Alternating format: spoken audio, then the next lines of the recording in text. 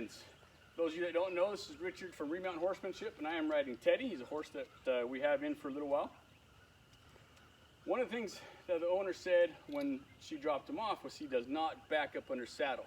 Now his back up on the ground is a bit iffy also, but there's a reason for that. And another thing before I forget is she said that the horse doesn't like the single jointed snaffle bit.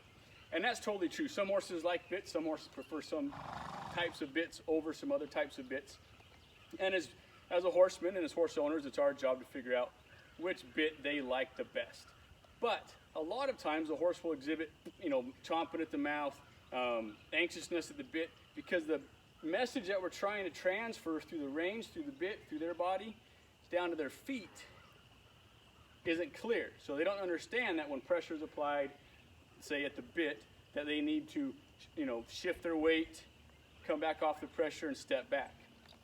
So what I'm gonna do for that is I'm just sitting here, and I've never backed this horse up before. This is the first ride on this horse.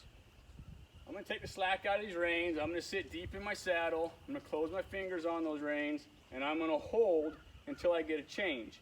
And the change that I'm looking for is either a tip of the nose, bringing his head down, or a shift of the weight back. Any of those I will reward. I'm not a big fan of seesawing my reins. I'm not a big fan of bumping my reins. If I'm riding in a hackamore setup, then I'll do things a little bit differently than when I'm riding in a snaffle. But in a snaffle bit, I'm just gonna sit deep, close my fingers on those reins, kind of lock my elbow, and he backed up. Gave me a little bit of pull flexion there and backed up. So we'll try that again. I'll come to the end of my reins, close my fingers. There's a step. Now I'm gonna hold till I get one more step. Like that. All right. So he's starting to learn the process of when something happens up here, up in his nose from the bit, that he does something. He changes, he flexes the pull, shifts his weight, moves his feet back. It's the release that teaches, it's the pressure that motivates. Come to the end of my reins, sit deep, close with my hands. And I can just open my fingers. I can close my fingers. See, I'm at the end of my reins. If I'm at the end of my reins, I can just close my fingers, get a change, open my fingers. I don't have to move my arms. Close my reins, or close my fingers around my reins. Wait for left front. Thank you. Close my fingers, right front. Close my fingers. Now I'm going to wait for a little bit of pull flexion. I'm just going to hold. Barring him doing anything real crazy and bronky, I'm going to hold.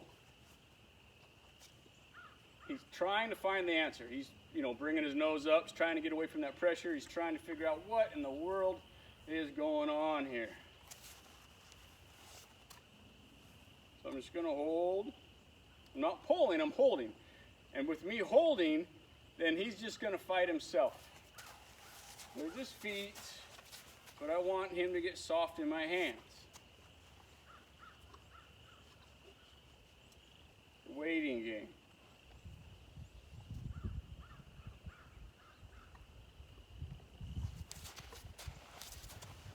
He's turning, that's fine.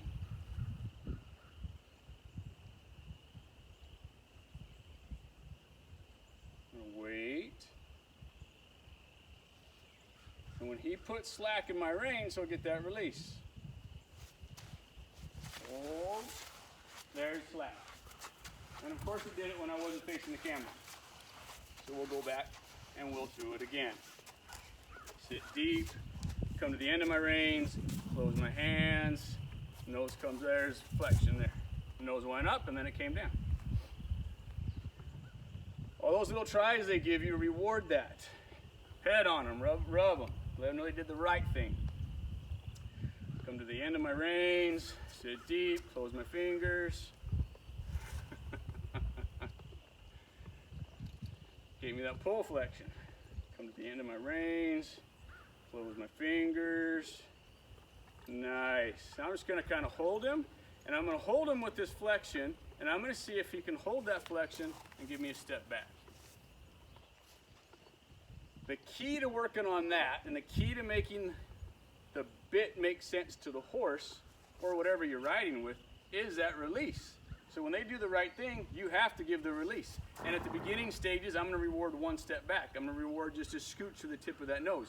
And then as we progress, I will refine that and I'll ask them to sustain the flexion and that weight shift a little bit longer.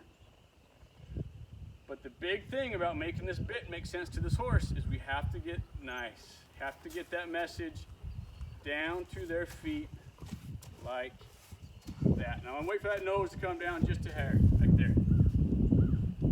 So that's a little bit about causing the bit to make sense to the horse. Pressure motivates, but it's that ever important release that teaches.